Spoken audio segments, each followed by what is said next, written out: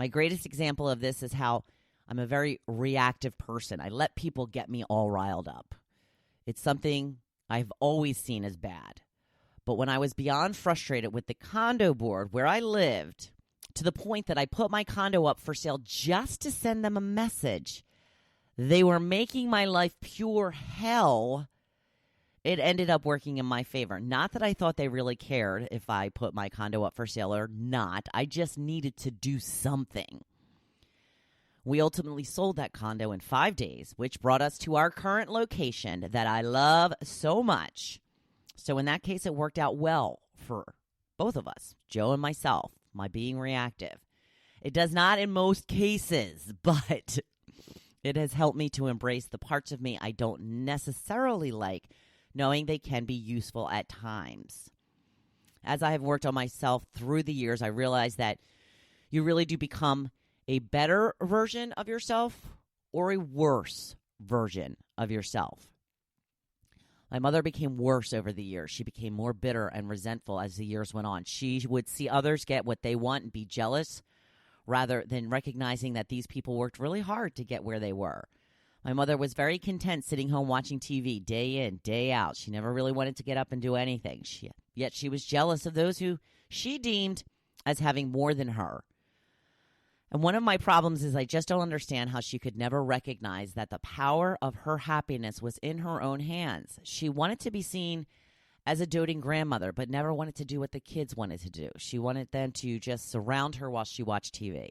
She wanted to be seen as a great mother, but she never wanted to go out of her way for her kids. She expected us to worship her because she raised us, and when things didn't turn out the way she expected, she became more and more unhappy. And just as one little note, I think that it's pretty ironic that all my mom wanted to do was appear to be adored and worshipped.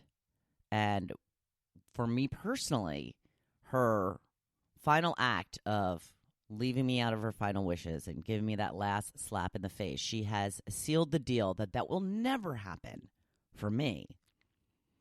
In fact, I don't have much good to say about my mother, and she sealed that deal herself by her last actions.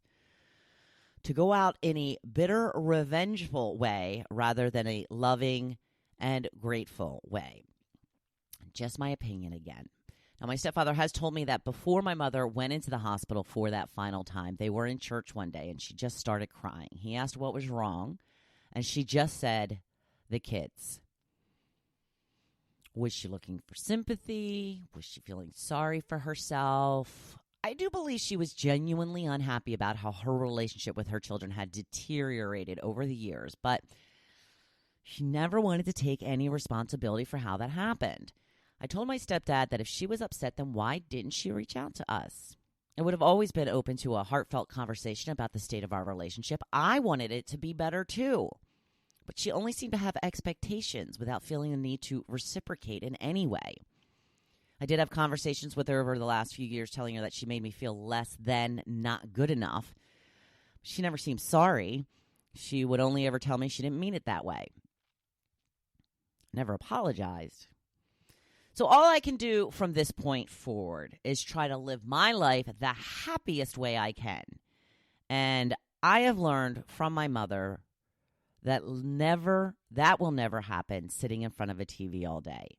Being a happier, better version of yourself takes work.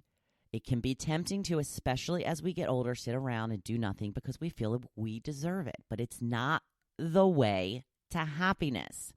We need to work on ourselves. We need to try and improve ourselves and our lives, or we'll just start sliding backwards.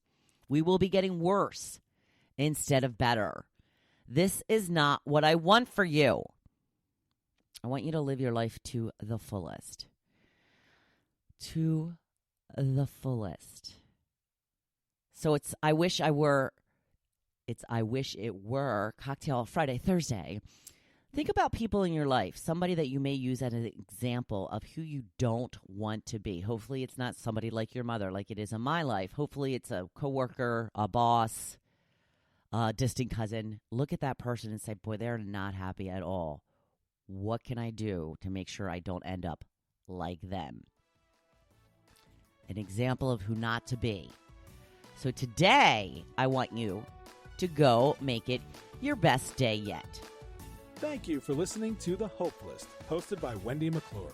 For more inspiration, please visit Hopefulist.com. Thanks, and we'll see you tomorrow on The Hopefulist. Oh, and have me on your show.